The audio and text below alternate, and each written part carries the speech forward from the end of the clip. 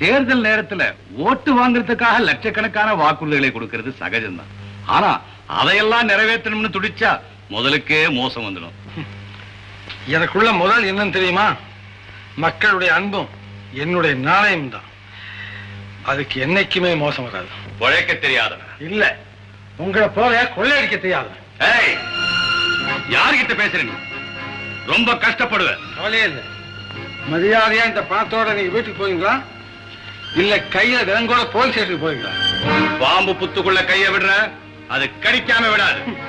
நான் புத்துக்குள்ள கைய விடுறது பாம்போட விஷப்பள்ளியை பிடுங்கிறதுக்கா? நடக்காது. என்கிட்ட பணம் இருக்கு. திருட்டு பணம்.